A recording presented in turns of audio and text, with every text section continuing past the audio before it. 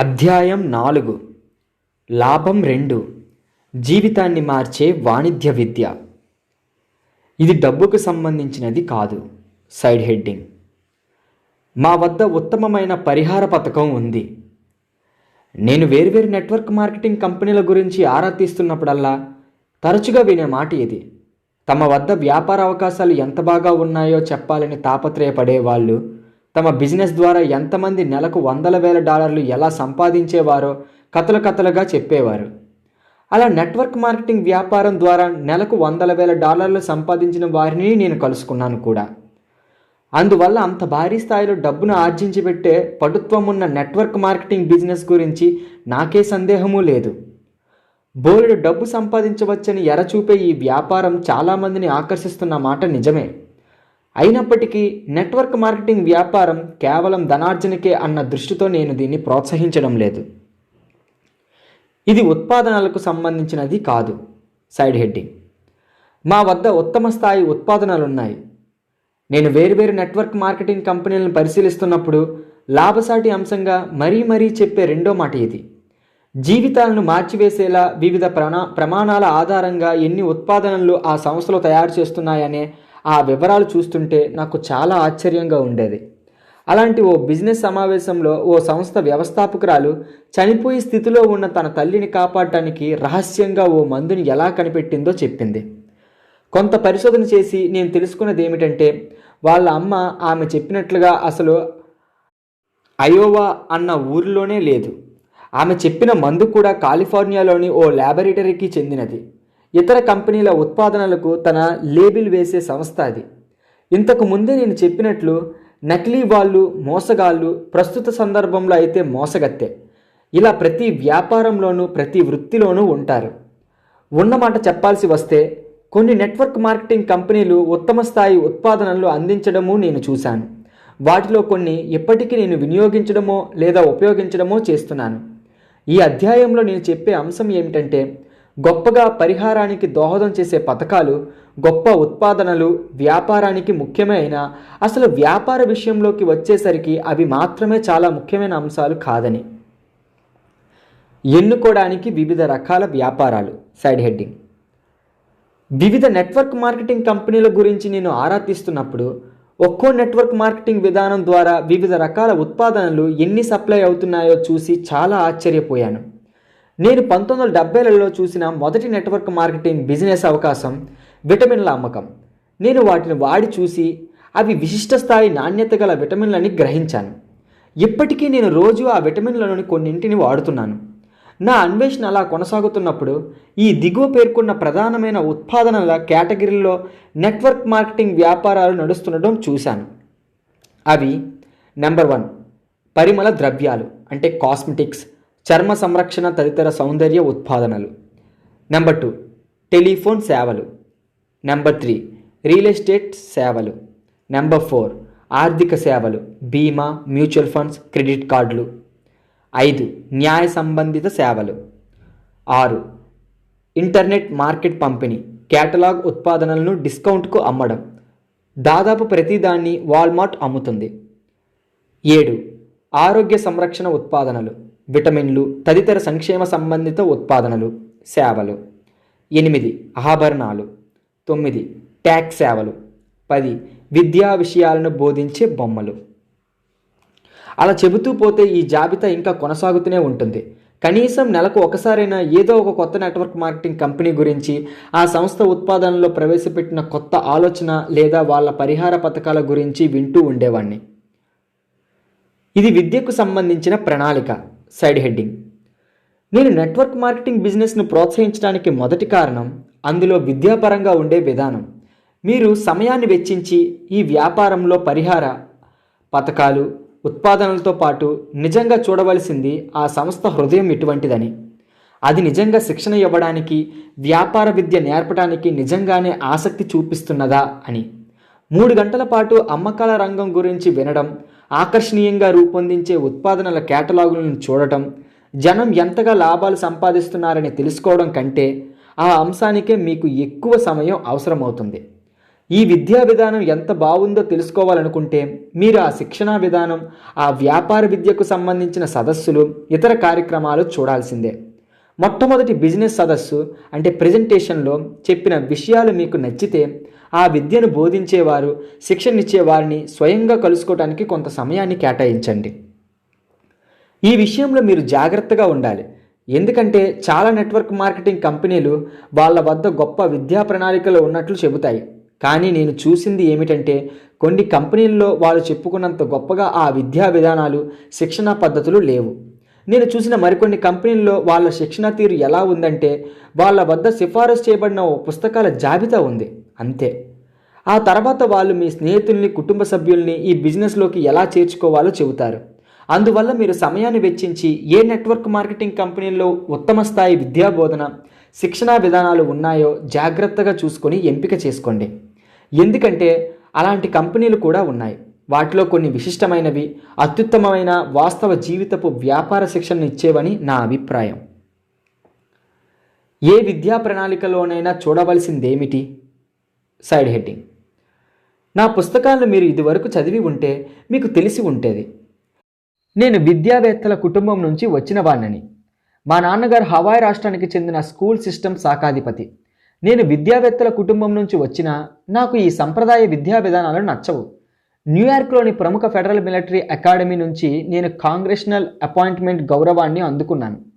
Bachelor of science degree పట్టభద్రుణ్ణి. అయినా ఈ సంప్రదాయ విద్యా ప్రపంచం అంటే నాకు మహాబోరుగా ఉంటుంది. అయితే నేను ఏం చదువుకోవలసి ఉంటుందో ఆ చదువుల విషయంలో ఎవరినైనా ఎదిరించి ప్రశ్నించడమో, ఆసక్తి చూపకపోవడమో చాలా అరుదుగా జరిగేవి. స్కూల్లో గ్రాడ్యుయేషన్ అయిన తర్వాత యుఎస్ మెరైన్ కోర్లో చేరాను. ఫ్లోరిడాలోని పెన్సాకోలో యుఎస్ నేవీ ఫ్లైట్ ప్రోగ్రాంలోకి నన్ను చేర్చుకోవడం జరిగింది. అప్పుడు వియత్నాం యుద్ధం జరుగుతున్న సందర్భంగా వెంటనే ఎక్కువ మంది పైలట్లకు శిక్షణ ఇవ్వవలసిన అవసరం ఏర్పడింది. స్టూడెంట్ పైలట్గా ఆ విద్యా విధానం ఉత్తేజభరితంగా, సవాలనిపించే విధంగా ఉండటం గమనించాను. గొంగలి పురుగులు సీతాకొక చిలుకలుగా మారడం అనే పదాన్ని మేం పదే అక్కడ వింటూ ఉండేవాళ్ళం. ఫ్లైట్ స్కూల్లో నిజానికి వాళ్ళు చేసేది అదే. ఫ్లైట్ స్కూల్లో చేరేసరికి అప్పటికే నేను 4 ఏళ్ల మిలిటరీ శిక్షణ పొందిన కమిషన్డ్ ఆఫీసర్ను.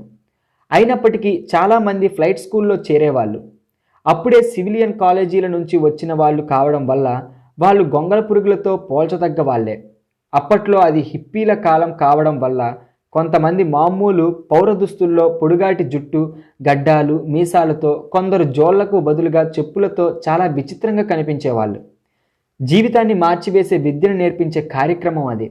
శిక్షణను తట్టుకొని నిలవగలిగితే 2-3 ఏళ్ల తర్వాత వాళ్ళు సీతాకొక చిలుకలు అవుతారు.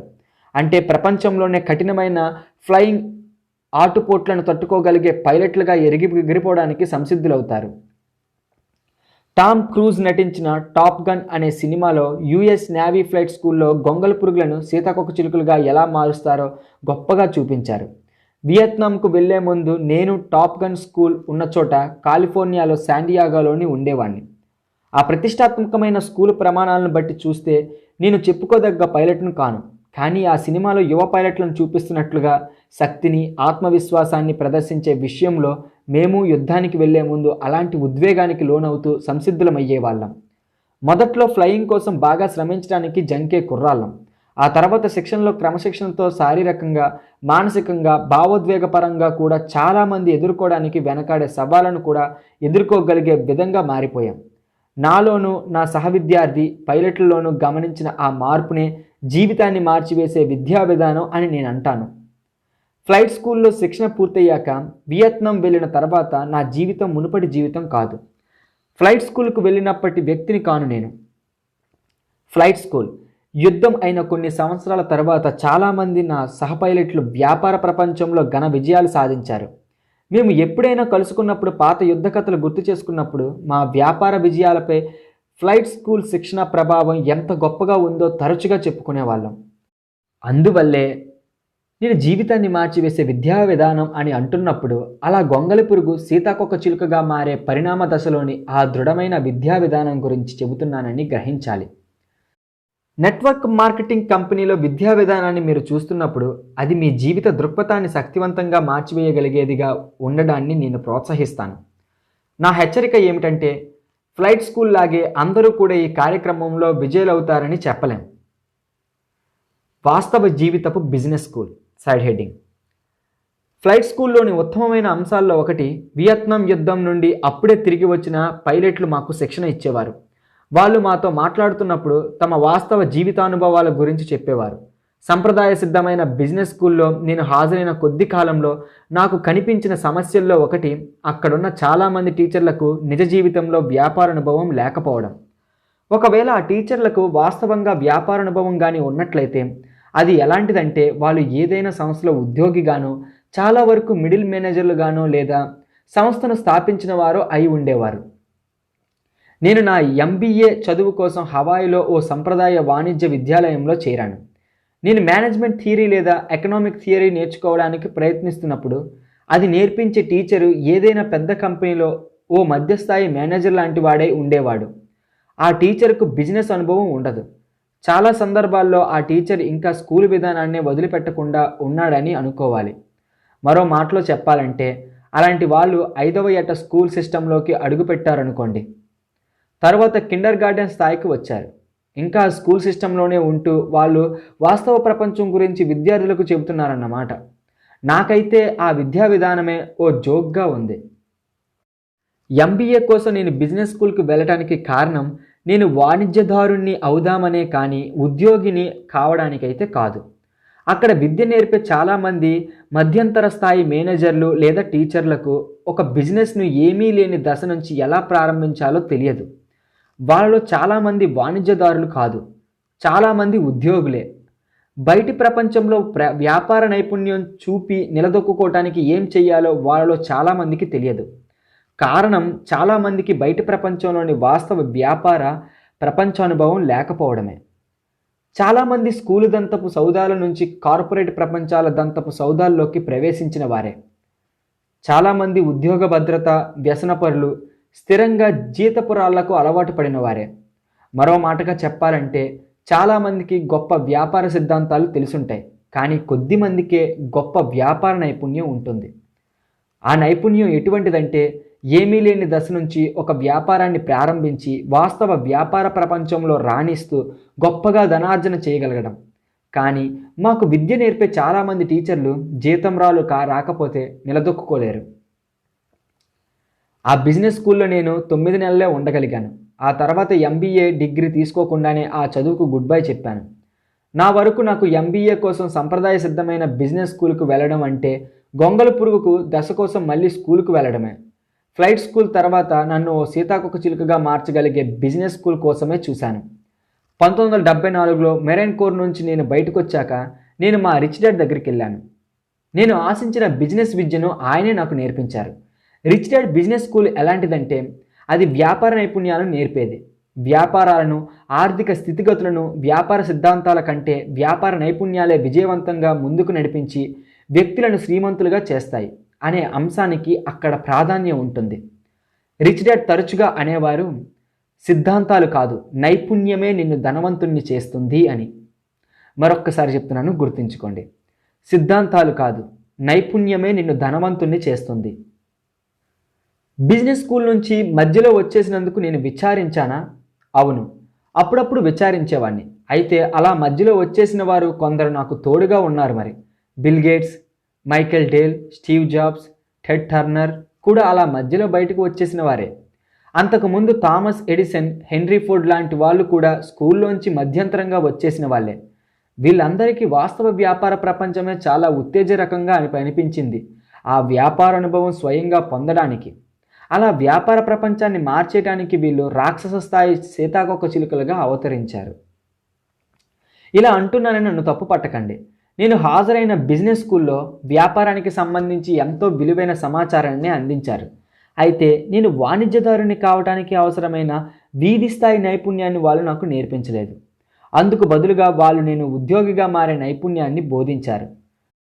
అక్కడి నుంచి నేను బయటకు వచ్చాక నేను మొట్టమొదట 500కు పైగా విక్రయ ప్రతినిధులతో ప్రపంచవ్యాప్తంగా nylon and Velcro surfer wallet వ్యాపారాన్ని ప్రారంభించాను. 30 ఏళ్లకు నేను మిలియనర్ని అయ్యాను. 2 సంవత్సరాల తర్వాత నా సంస్థ మూతబడింది. వ్యాపారంలో నష్టపోవడం అనేది సంతోషదాయకం కాకపోయినా అదొక గొప్ప గుణపాఠమే. 3 సంవత్సరాల్లో నేను బిజినెస్ గురించే కాదు, నా గురించి కూడా నేనెంతో తెలుసుకోగలిగాను.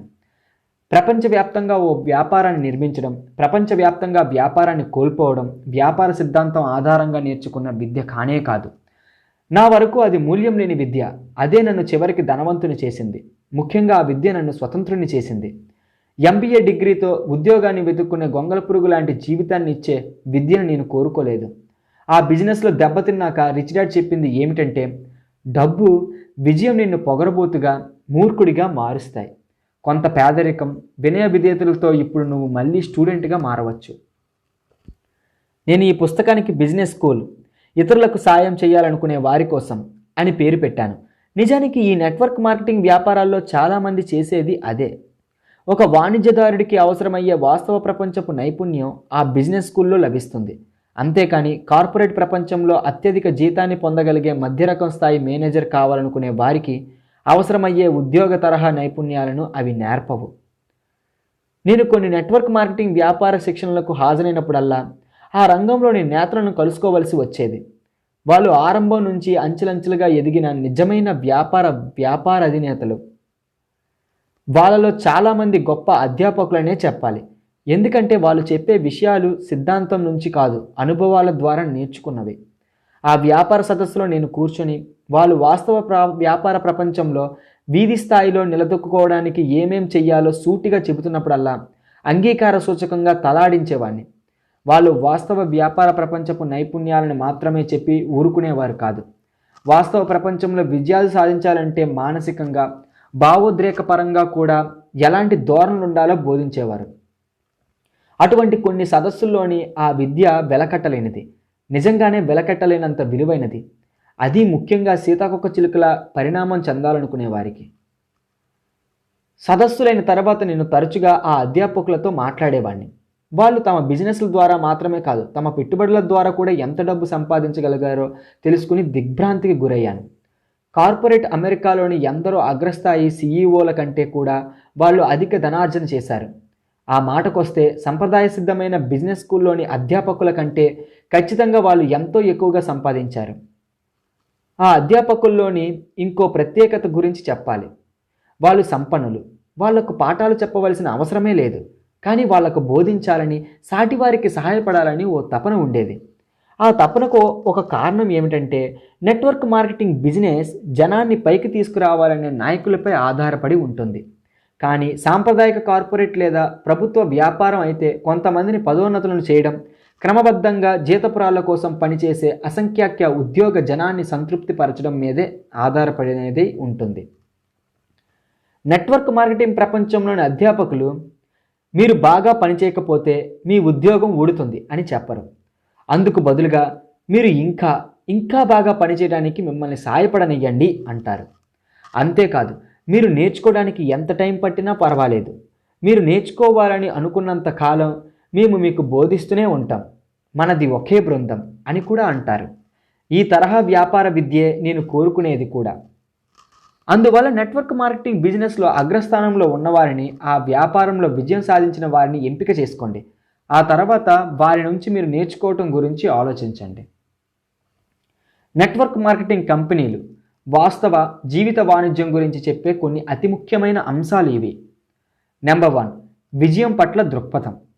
నెంబర్ 2, నాయకత్వ నైపుణ్యాలు. నెంబర్ 3, భావ ప్రకటన నైపుణ్యాలు. నెంబర్ 4, ఇంకొకరితో వ్యవహరించటంలోని నైపుణ్యాలు. నెంబర్ 5, వ్యక్తిగతమైన భయాలు, సందేహాలు, ఆత్మవిశ్వాసన లేమిని అధిగమించటం. నెంబర్ 6, తిరస్కార భయాన్ని అధిగమించటం. నెంబర్ 7, ధన నిర్వహణ నైపుణ్యాలు. నెంబర్ 8, పెట్టుబడులలో నైపుణ్యాలు. నెంబర్ 9, జవాబుదారీతనంలో నైపుణ్యాలు. నెంబర్ 10, సమయపాలన నైపుణ్యాలు. నెంబర్ 11, లక్ష్యాలను ఏర్పరచుకోవడం. నెంబర్ 12, విజయానికై సన్నాహాలు. నెట్వర్క్ మార్కెటింగ్ వ్యాపారంలో నేను కలుసుకున్న విజేతలందరూ నెట్వర్క్ మార్కెటింగ్ శిక్షణ కార్యక్రమాల్లో ఈ నైపుణ్యాలన్నింటినీ సాధించిన వారే. నెట్వర్క్ మార్కెటింగ్ విధానంలో మీరు అగ్రస్థానాన్ని అందుకోవటం లేదా బాగా ధనార్జన చేయటం సంగతి అలా ఉంచితే, ఈ శిక్షణ మాత్రం మీ జీవిత పర్యంతం ఎంతో విలువైనదిగా మీకు ఉపయోగపడుతుంది. విద్యా పథకం కానీ మంచిదైతే మీ జీవితం బాగుండేలా అది మెరుగుపరుస్తుంది, వీలైతే శాశ్వతంగా. జీవితాన్ని మార్చే విద్య అంటే ఏమిటి? Side heading. నా ఉద్దేశంలో జీవితాన్ని మార్చే విద్య అంటే ఏమిటనేది నేను తయారు చేసిన ఈ రేఖాచిత్రం వివరిస్తుంది. మీరు గమనించారు కదా, అదొక చతుర్ముఖి, అంటే 4 వైపులా బహుముఖాల గలది. జీవితాన్ని మార్చే విద్య అంటే ఏమిటి? Side heading. నా ఉద్దేశంలో జీవితాన్ని మార్చే విద్య అంటే ఏమిటనేది నేను తయారు చేసిన ఈ రేఖాచిత్రం వివరిస్తుంది. మీరు గమనించారు కదా, అదొక చతుర్ముఖి, అంటే 4 వైపులా బహుముఖాలు గలది. పిరమిడ్గా అందరికీ తెలిసినది. మరి ఈజిప్ట్ పిరమిడ్లు శతాబ్దాలుగా నిలదొక్కుని ఉన్నాయి. మరో మాటగా చెప్పాలంటే చతుర్ముఖాలు లేదా పిరమిడ్లు చాలా దృఢమైన కట్టడాలు. శతాబ్దాలుగా పండితులు నమ్ముతూ వస్తున్నదేమిటంటే విశ్వశాసనం కానీ ప్రకృతి కానీ 4 పరిమితుల్లోనే నడుస్తూ ఉందని. అంటే ఇక్కడ 4 వైపులా అని అర్థం. అందుకనే మనకు 4 కాలాలున్నాయి: శీతాకాలం, వసంతకాలం, వేసవికాలం, వర్షాకాలం. జ్యోతిష్య శాస్త్రం చదివిన వారికి 4 ప్రధాన సంకేతాలు: భూమి, వాయువు, నిప్పు, నీరు. నేను జీవితాన్ని మార్చివేసే విద్య గురించి చెబుతున్నప్పుడు ఆ 4 సంఖ్యల్లోనే మార్పులు సంభవిస్తాయి. మరో మాటగా చెప్పాలంటే జీవితాన్ని మార్చే విద్య కార్యసాధకంగా ఉండాలంటే అభ్యసించే పిరమిడ్లో ఆ 4 పాయింట్లు ప్రభావం చూపాలి. అవి మానసిక, భావోద్రేక, భౌతిక, ఆధ్యాత్మిక పరమైన విద్యా విధానాలు. ముందుగా మానసిక విద్య. Side heading. సంప్రదాయ విద్యలో ప్రాథమికంగా మానసిక విద్యపైనే దృష్టిని కేంద్రీకరించడం జరుగుతుంది. చదవటం, రాయడం, లెక్కలు వంటి అన్ని ముఖ్యమైన ప్రక్రియలకు సంబంధించిన నైపుణ్యాలను ఆ విద్య నేర్పిస్తుంది. వీటిని భావాత్మక నైపుణ్యాలు అంటారు. సంప్రదాయ విద్య పట్ల వ్యక్తిగతంగా నాకు నచ్చినది ఏమిటంటే భావోద్రేక, భౌతిక, ఆధ్యాత్మిక పరంగా ఆ తరహా విద్య చూపే ప్రభావం. భావోద్రేకపరమైన విద్య. Side heading. సంప్రదాయ విద్యకు సంబంధించిన నా ఫిర్యాదుల్లో ఒకటి అది భయాన్ని రేకెత్తించే తీరు, ఇంకా సూటిగా చెప్పాలంటే పొరపాట్లు చేస్తామనే భయం. అది అపజయపు భయానికి దారితీస్తుంది. నేర్చుకోవడానికి స్ఫూర్తిని కలిగించకుండా టీచర్ అపజయపు భయాన్ని ప్రేరేపిస్తూ నువ్వు కానీ మంచి గ్రేడ్ తెచ్చుకోలేకపోతే నీకు ఉన్నత స్థాయి జీతం వచ్చే ఉద్యోగం రాదు అనే పద్ధతిలో మాట్లాడతారు. అంతేకాదు, నేను స్కూల్లో చదువుకునే రోజుల్లో అయితే పొరపాట్లు చేసినప్పుడల్లా నాకు శిక్ష పడుతూ ఉండేది. నా స్కూలు రోజుల్లో మానసికపరమైన భయంతో పొరపాట్లు చేయడం నేర్చుకున్నాను. మరి వాస్తవిక ప్రపంచంలో అయితే అభివృద్ధి పథంలోకి దూసుకుపోయిన వారందరూ పొరపాట్లు చేసి వాటి నుంచి అన్నీ నేర్చుకున్నవారే. స్కూల్ టీచర్ అయిన మా పూర్ డాడ్ పొరపాటు చేయడం ఓ పాపంగా భావించేవారు. కానీ మా రిచ్ డాడ్ మాత్రం పొరపాట్లు చేయడం ద్వారానే నేర్చుకోవడానికి మనకు మార్గం ఏర్పడుతుంది. మనం సైకిల్ తొక్కటం ఎలా నేర్చుకుంటాం? కింద పడి మళ్ళీ సైకిల్ తొక్కుతాం, మళ్ళీ పడతాం, మళ్ళీ ఎక్కుతాం. ఇంకా ఇలా కూడా అనేవారు, పొరపాటు చేసి అందులోంచి మనం గుణపాఠం నేర్చుకోకపోతేనే అది పాపం అవుతుంది అని. దాన్ని ఇంకా వివరిస్తూ చాలామంది పొరపాటు చేసి అది ఒప్పుకోకుండా ఎందుకు అబద్ధమాడుతారంటే ఆ పొరపాటు భావోద్రేకపరంగా వాళ్ళని భయపెడుతుంది. అందువల్లే వాళ్ళు నేర్చుకుని ఎదిగే అవకాశాన్ని వృధా చేసుకుంటారు. పొరపాటు చేయటం, ఆ పొరపాటును ఇంకొకరి మీదకి తోసేయకుండా అంగీకరించటం లేదా సమర్థించుకోవటం లేదా తప్పును అంగీకరించడం, వీటి నుంచే మనం నేర్చుకుంటూ ముందుకు వెళ్తాం. పొరపాటు చేసి దాన్ని అంగీకరించకపోవటం, మనం చేసిన పొరపాటుకు ఇంకొకరిని నిందించటం పాపం అవుతుంది అనేవారు. ఈ మధ్యే మన యుఎస్ ప్రెసిడెంట్ గారు వైట్ హౌస్లో నడిపించిన వివాహేతర సంబంధం గురించి విన్నాం. నా ఉద్దేశంలో వివాహేతర సంబంధం కంటే దారుణమైనది దొరికిపోయాక ఆయన దాని గురించి అబద్ధమాడడం. అలా అబద్ధమాడడం ఆయన బలహీన స్వభావాన్ని సూచించడమే కాదు, ఆ పొరపాటు నుంచి కొంత నేర్చుకునే అవకాశాన్ని ఆయన వృధా చేసుకున్నారని కూడా తెలుపుతుంది. సంప్రదాయ వ్యాపార ప్రపంచంలో పొరపాట్లు చేయటం గురించి అదే ధోరణి వ్యాపించి ఉంది. ఆ వ్యాపార ప్రపంచంలో మీరు ఒక పొరపాటు చేస్తే మిమ్మల్ని తీసేయడమో లేదా శిక్షించడమో తరచుగా జరుగుతూ ఉంటుంది. నెట్వర్క్ మార్కెటింగ్ ప్రపంచంలో అయితే తప్పులు చేసి వాటి నుంచి గుణపాఠాలు నేర్చుకోవడాన్ని ప్రోత్సహిస్తారు. ఆ పొరపాట్లను సరిచేస్తారు. తద్వారా మానసికంగా, భావోద్రేకపరంగా మిమ్మల్ని ప్రజ్ఞావంతులుగా తీర్చిదిద్దుతారు. కార్పొరేట్ ప్రపంచంలో నేను అమ్మకానికి సంబంధించిన పాఠాలు నేర్చుకునే రోజుల్లో అమ్మకాల్లో లక్ష్యాన్ని సాధించలేకపోయిన ఉద్యోగులను ఆ పని నుంచి తీసేసేవారు. మరో మాటగా చెప్పాలంటే నేర్చుకోవడం అని కాకుండా అపజయ భయంతోనే ఆ ప్రపంచంలో జీవించాల్సి వచ్చేది. అందువల్లే కార్పొరేట్ ప్రపంచంలోని చాలామంది గొంగళ పురుగుల్లాగానే ఉండిపోయేవారు. ఓడిపోతామనే భయంతో గట్టిగా ముడుచుకుపోయి ఉన్న కార్పొరేట్ పుట్టపురుగును ఎగరమంటే అది ఎలా సాధ్యమవుతుంది? నెట్వర్క్ మార్కెటింగ్ ప్రపంచంలో సరిగ్గా పనిచేయలేకపోతున్న వారిని ప్రోత్సహించి ముందుకు నడిపించే మీదే నాయకుల దృష్టి ఉంటుంది, కానీ వాళ్ళను తొలగించడంపై కాదు. సైకిల్ నేర్చుకుంటున్నప్పుడు పడిపోయినందుకు శిక్ష విధించి పరాజయపు గ్రేడ్ ఇస్తే మీరు సైకిల్ ఎలా నేర్చుకోగలుగుతారు? చాలామంది కంటే నేను ఆర్థిక పరంగా విజయం సాధించినందుకు కారణం నేను వారందరికంటే తెలివైన వాడిని కాకపోయినా ఎంతోమంది కంటే ఎక్కువ అపజయాలను చవిచూశాను. మరో విధంగా చెప్పాలంటే నేను ఎక్కువ పొరపాట్లు చేయడం వల్లనే ముందుకు పోగలిగాను.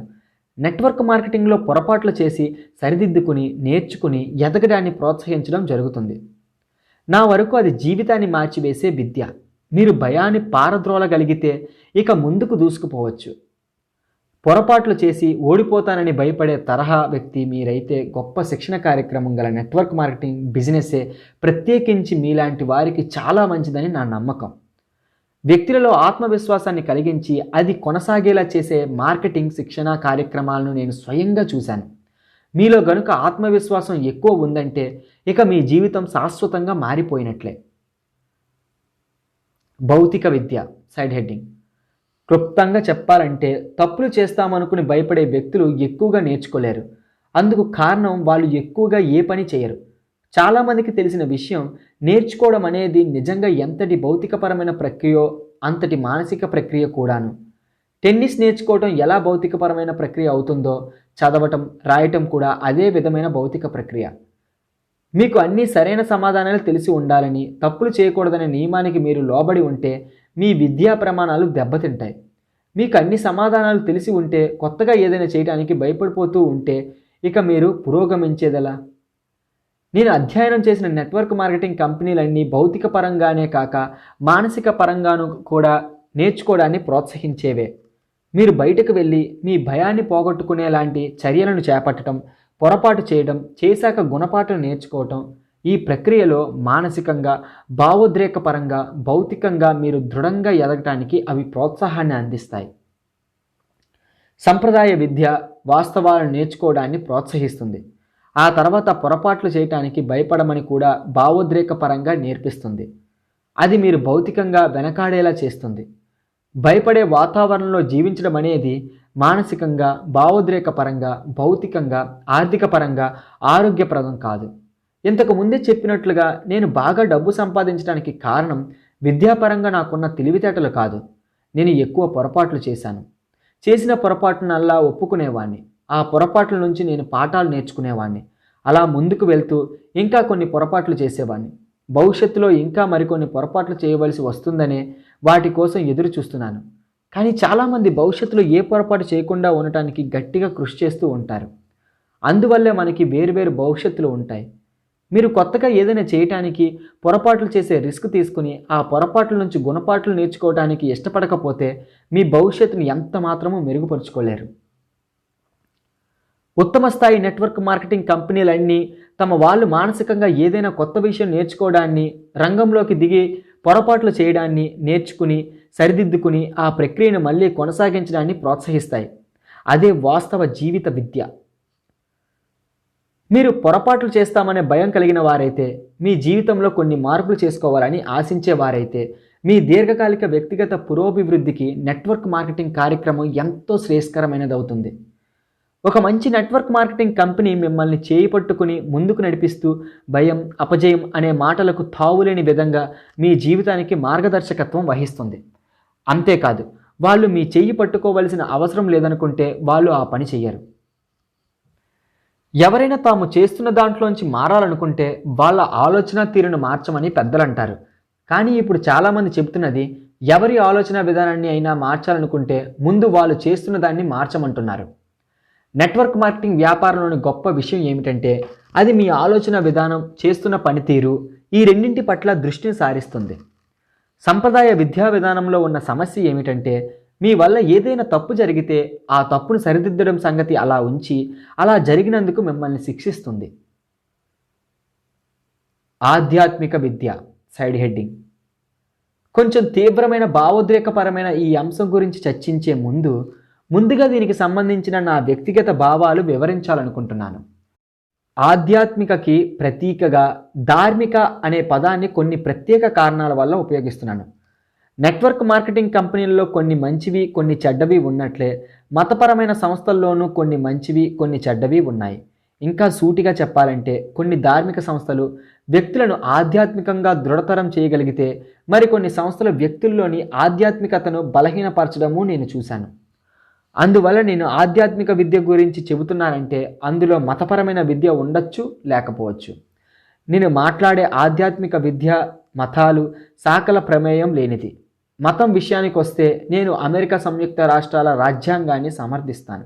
అది మతపరమైన విషయాల్లో ఎవరికి నచ్చిన విధానాన్ని వాళ్ళు అనుసరించే స్వేచ్ఛను కల్పిస్తోంది. ఈ అంశం గురించి నేను అప్రమత్తతో ఉండడానికి కారణం చిన్నప్పుడే నాకు తెలియవచ్చింది ఏమిటంటే ఎప్పుడు మతం, రాజకీయం, కామం, డబ్బు గురించి చర్చించకు అని.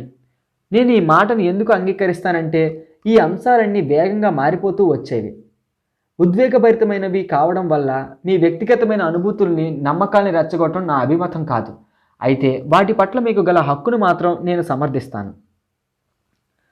మానవ పరిమితులకు అతీతంగా సైడ్ హెడ్డింగ్. నేను ఓ వ్యక్తి స్ఫూర్తి గురించి మాట్లాడుతున్నానంటే మానసికంగా, భావోద్రేకపరంగా, భౌతికపరమైన పరిమితులకి అతీతంగా మనల్ని ముందుకు నడిపించే శక్తి గురించి ప్రస్తావిస్తున్నానన్నమాట. ఆ పరిమితులే తరచూ మానవీయ స్థితిగతుల్ని నిర్వచిస్తుంటాయి. నేను వియత్నాంలో ఉన్నప్పుడు గాయపడిన యువ సైనికుల్ని చూశాను. తాము మరణించబోతున్నామని వాళ్ళకి తెలుసు. అయినా ఇతరులు జీవించడం కోసమని వాళ్ళు పోరాటాన్ని కొనసాగించేవాళ్ళు. వియత్నాంలో ఎక్కువ కాలం ఉండి శత్రు సైనికులతో పోరాడిన నా సహోదయ చక్కగా ఇలా చెప్పేవారు, నేను ఇవాళ బతికి ఉన్నానంటే అది మృతవీరులు జరిపిన పోరాట ఫలమే అని. ఇంకా ఇలా అనేవాడు, నేను 2 సార్లు యుద్ధంలో పాల్గొన్నాను. బతికి బయటపడ్డవాణ్ణి నేను ఒక్కనే. నువ్వు బతకడం కోసం నీ స్నేహితులు తమ జీవితాల్ని పోగొట్టుకున్నారనే సత్యాన్ని నువ్వు గుర్తించినప్పుడు నీ జీవితంలో ఎంతో మార్పు వస్తుంది. మర్నాడు యుద్ధానికి వెళ్లే ముందు రాత్రుళ్ళు విమానపు క్యారియర్ వద్ద కూర్చునేవాణ్ణి. దిగువన సముద్ర తరంగాలు చప్పుడు ఆ సుదీర్ఘ నిశ్శబ్ద సమయాల్లో నా ఆత్మతో శాంతి చర్చలు జరిపేవాణ్ణి. ఉదయాన్నే నేను మళ్ళీ మృత్యువును ఎదుర్కోవాలని నాకు తెలుసు. అలాంటి సుదీర్ఘ ప్రశాంత ఏకాంతాల్లో నాకు అనిపించేది మర్నాడు చనిపోవడమే చాలా సులువైనదని. ఎన్నో రకాల ఆలోచనల్లో అలా జీవించటం చనిపోవటం కంటే చాలా కఠినతరమైనది. జీవించడం లేదా మరణించడం, ఏదో ఒకటే జరగడం సాధ్యమనే సత్యం స్ఫురించినందుకు మనశ్శాంతి లభించేది. అప్పుడు మర్నాడు ఎలా జీవించాలనే అంశం ఎంపిక చేసుకునేవాడిని. అంటే ఒక్క మాటలో చెప్పాలంటే ధైర్యంగా గగన తలంలోకి వెళ్ళాలా లేక పిరికితనంతో వెళ్ళాలా? ఒకసారి నిర్ణయం తీసుకున్నాక మర్నాడు యుద్ధంలో పాల్గొనడానికి ఫలితం ఎటువంటిదైనా సరేనని నాకున్న శక్తి సామర్థ్యాలతో పోరాటానికి నా శక్తినంతా కూడ తీసుకునేవాడిని. యుద్ధం అనేది ఓ భయానక సంభవం. ఇతర మానవుల్ని దెబ్బతీయడానికి మనుషుల చేత అతి భయంకరమైన పనులు చేయిస్తుంది. అయినా అత్యంత శ్రేష్టమైన మానవీయ విలువల్ని నేను యుద్ధంలోనే చూశాను. యుద్ధంలోనే మానవ పరిమితులకు అతీతమైన ఓ మానవ శక్తిని నేను పొందాను. ఇంకో అంశం ఏమిటంటే మన అందరిలోనూ ఆ శక్తి ఉంది. మీలోనూ అది ఉందని నాకు తెలుసు. చెప్పుకోదగ్గ ఓ మంచి సమాచారం ఏమిటంటే ఆ శక్తిని వీక్షించడానికి మీరు యుద్ధానికి వెళ్ళనవసరం లేదు. ఒకరోజు వికలాంగులైన బాలబాలికలు పాల్గొన్న ఆటల పోటీలు నేను చూడటం తటస్థించినప్పుడు ఇటువంటి మానవ స్ఫూర్తి నన్ను స్పృశించింది. వాళ్ళలో కొందరు కాలు లేక కృత్రిమమైన కాళ్ళతోనే విజయం సాధించాలనే తపనతో మనస్ఫూర్తిగా ఉద్వేగభరితంతో పరిగెడుతున్నారు. వాళ్ళ చైతన్యం నా చైతన్యాన్ని స్పృశించింది. ఒక బాలిక తనకున్న ఒకే కాలుతో గుండె దిటవు చేసుకుని పరిగెత్తడం చూసినప్పుడు నాకు కళ్ళమ్మట నీళ్ళొచ్చాయి. తన కృత్రిమ కాలి సహాయంతో పరిగెడుతున్నప్పుడు కలిగే బాధ ఆమె ముఖంపై కనిపిస్తుంది. కానీ ఆమెకున్న ఆత్మశక్తి ముందు భౌతికపరమైన ఆ బాధ ఏమీ చేయలేకపోయింది. ఆమె పందెంలో గెలవలేకపోయినా నా హృదయాన్ని గెలుచుకుంది. ఆమె నా ఆత్మశక్తిని తాకి నేను మరచిపోయిన ఆ శక్తిని నాకు గుర్తు చేసింది. ఆ క్షణంలో ఈ బాలబాలికలందరూ వాళ్ళ కోసమనే కాదు మన కోసం కూడా పరుగులు తీస్తున్నారనే సత్యం స్ఫురించింది. మనలోని స్ఫూర్తిని అప్పుడప్పుడు కొన్ని సినిమాలు కూడా గుర్తు చేస్తుంటాయి. బ్రేవ్ హార్ట్ చిత్రంలో కథానాయకుడు మెల్ గిబ్సన్ గుర్రమెక్కి మాటలతో తన ముందున్న అతి సాధారణ స్కాట్లాండ్ రైతుల బృందాన్ని చైతన్యపరుస్తాడు. వాళ్ళు ఎదుర్కోవలసింది శక్తివంతమైన బ్రిటిష్ సైన్యాన్ని. తన హృదయపు అట్టడుగు లోతుల్లోంచి ఇలా అంటాడు, వాళ్ళు మన దేహాలను చంపగలరు కానీ మన స్వాతంత్రాన్ని హరించలేరు. ఆ సమయంలో అతను తన ఆత్మశక్తి నుంచి వాళ్ళ ఆత్మశక్తితో మాట్లాడుతున్నాడు. వాళ్ళ హృదయాన్ని అలా స్పృశించడం ద్వారా తమకు కావాల్సిన శిక్షణ లేకపోవడం, తక్కువ స్థాయి ఆయుధాలే తమ వద్ద ఉండడం అనే భయం, సందేహాలను వాళ్ళ నుంచి తొలగించాడు. వాళ్ళలోని స్ఫూర్తిని రగుల్గొలిపి ముందుకు నడిపించి ప్రపంచంలోని శక్తివంతమైన ఆ బ్రిటిష్ సైన్యాన్ని ఓడించాడు. నెట్వర్క్ మార్కెటింగ్ బిజినెస్లోని విజయవంతమైన నేతలకు అలా ఆత్మశక్తిని చైతన్యపరిచే సామర్థ్యాన్ని నేర్పించడం నేను గమనించాను. తమను అనుసరిస్తున్న వారిలో ఉన్న గొప్పతనాన్ని స్పృశించి వాళ్లకు స్ఫూర్తిని కలిగిస్తూ, మానవ పరిమితులను అధిగమింపజేస్తూ, సందేహాలు భయాలకు అతీతంగా వాళ్ళను తీర్చిదిద్దగల సామర్థ్యం వాళ్ళలో ఉంది. జీవితాన్ని మార్చివేసే విద్యలో ఉన్న శక్తి అటువంటిది. నా దగ్గర డబ్బులు లేని సమయాల్లో, ఆత్మవిశ్వాసం లోపించినప్పుడు, సమాధానం దొరకని ప్రశ్నలతో సతమతం అవుతున్నప్పుడు మా రిచ్ డాడ్ తరచుగా నాతో అనేవారు, మన అందరిలోనూ ముగ్గురు వ్యక్తులు ఉంటారు. ఒకడు ధనవంతుడు, ఒకడు పేదవాడు, మరొకడు మధ్యతరగతి వ్యక్తి. నువ్వు చేయవలసిన పని ఏమిటంటే వాళ్ళలో ఎవరిని బయటికి తీసుకురావాలనేది. రిచ్ డాడ్ ఇంకా ఇలా అంటాడు, వ్యాపారం, పెట్టుబడుల ప్రపంచంలో 2 భావోద్వేగాలు ప్రధానంగా ఉంటాయి. అవి పేరాస, భయాలు. చాలామంది ప్రజలు ధనికులు కాలేకపోవటానికి కారణం వాళ్ళలోని పేరాస కాదు, భయం. నువ్వు ధనికుడివి కావాలంటే నువ్వు నీలోని భయాన్ని అధిగమించి ముందుకు నడవాలి. మీలోని భయాలను అధిగమించాలంటే మీలో ఉన్న స్ఫూర్తిని చైతన్యపరచడమే ఉత్తమ మార్గం అని నా అభిప్రాయం. చాలా నెట్వర్క్ మార్కెటింగ్ కంపెనీలు ఆ పనే చేస్తున్నాయి. విద్య అంటే అర్థం బహిర్గతపరచడం. సంప్రదాయ విద్యలో నాకు కనిపించిన సమస్యల్లో ఒకటి నేర్చుకోవడం. పొరపాట్ల నుంచి నేర్చుకోవటంలోని సవాళ్ళ కంటే భయం, అపజయాల భయం ఆధారంగా ఆ విద్య తీర్చిదిద్దబడింది. సంప్రదాయ విద్య మనలోని మధ్యతరగతి వ్యక్తిని బహిర్గతపరిచేలా రూపొందించబడినదని నా అభిప్రాయం. ఆ వ్యక్తి ఎలా ఉంటాడంటే అభద్రతా భావంతోనూ, ఉద్యోగం చేస్తూ క్రమబద్ధమైన జీతానికి అలవాటు పడుతూ, పొరపాట్లు చేస్తామనే భయంతో జీవిస్తూ, తానేదైనా విభిన్న ధోరణిలో చేస్తే తన మిత్రులు ఏమనుకుంటారననే విచారానికి లోనవుతూ అలా కొనసాగుతూ ఉంటాడు. నేను ఎక్కువ నెట్వర్క్ మార్కెటింగ్ కంపెనీలను ప్రోత్సహించడానికి ఈ పుస్తకానికి బిజినెస్ స్కూల్, ఇతరులకు సాయం చేయాలనుకునే వారి కోసం అనే పేరు పెట్టడానికి ఒక కారణం ఉంది. నెట్వర్క్ మార్కెటింగ్ కంపెనీల్లో నేర్పించే విద్య మీలో ఉన్న ధనవంతుణ్ణి బహిర్గతపరుస్తుంది. జీవితంలో మార్పు తెచ్చే ఆ తరహా విద్యకు నేనెంతో విలువిస్తాను. అన్నట్లు ఫోర్బ్స్ పత్రిక సంవత్సరానికి $1 మిలియన్ లేదా అంతకు పైగా ఆర్జించేవాడిని ధనవంతుడిగా నిర్వచించింది. సంవత్సరానికి $25,000 కంటే తక్కువ సంపాదించేవాడిని పేదవాడని నిర్వచించింది. ఇక్కడ ప్రశ్న ఏమిటంటే మీరు ఈరోజు ఎంత సంపాదించారని కాదు, మీ ఉద్యోగం కోసం మీరు పొందిన శిక్షణ సంవత్సరానికి $1 మిలియన్ లేదా అంతకు పైగా సంపాదించడానికి దోహదం చేస్తున్నదా అన్నదే ప్రశ్న. అలా దోహదం చేయకపోతే మీరు ఇంకా మంచి విద్యను ఎంపిక చేసుకోవలసి ఉంటుంది. సారాంశం, సైడ్ హెడ్డింగ్. నా తొలి సంస్థ nylon and Velcro surfer wallet బిజినెస్లో నష్టపోయినప్పుడు నా రిచ్ డాడ్ నన్ను అభినందించారు. అనేక $1 మిలియన్ విద్య కోసం మూల్యం చెల్లించావు, నువ్వు చాలా ధనవంతుడివయ్యే దారిలో ఉన్నావు అని ఇంకా ఇలా అన్నాడు. చాలామంది జనం తమలో ఉన్న ధనవంతుని తెలుసుకోలేకపోవటానికి కారణం ఏమిటంటే తమ లోపల ఉన్న పేదవాడు తప్పులు చేయటం చాలా చెడ్డ విషయమని భావించడమే.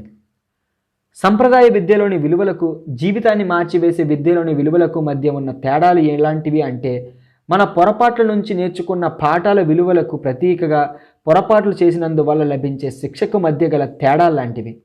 జీవితాన్ని మార్చివేసే విద్య అనేది మానసికంగా, భావోద్రేకపరంగా, భౌతికపరమైన లోటుపాట్లను అధిగమించడానికి అవసరమయ్యే స్ఫూర్తిని ప్రసాదిస్తుంది. తరువాతి లాభం, సైడ్ హెడ్డింగ్. మా పూర్ డాడ్ ఉద్యోగ భద్రతకు విలువ ఇచ్చాడు, మా రిచ్ డాడ్ ఆర్థిక స్వేచ్ఛకు విలువ ఇచ్చాడు. తర్వాతి అధ్యాయంలో ఉద్యోగ భద్రతను ఆశించే వ్యక్తి నుంచి ఆర్థిక స్వేచ్ఛను ఆశించే వ్యక్తి వరకు విలువ ఎలా మారుతుందనే అంశాన్ని చర్చిద్దాం. అది వృత్త చతుర్భాగాలు అంటే క్వాడ్రెంట్స్ మారడంతో మొదలవుతుంది. మరో మాటలో చెప్పాలంటే ఉద్యోగాలు మారటం అంటే జీవితం మారడం కాదనే విషయం మీరు తెలుసుకుంటారు. సో ఇక్కడతో ఈ యొక్క వీడియోని అయితే నిలిపేయడం జరుగుతుంది. సో ఇప్పుడు లాస్ట్లో చదివిన తదుపరి చాప్టర్ అనేది నెక్స్ట్ పార్ట్లో మీకు అప్లోడ్ చేసి అందజేయడం అయితే జరుగుతుంది. సో ఇక్కడతో అంటే ఈ ఆడియోని అయితే నిలిపేయడం జరుగుతుంది. Thank you for listening and thank you for supporting. జై హింద్. బాయ్.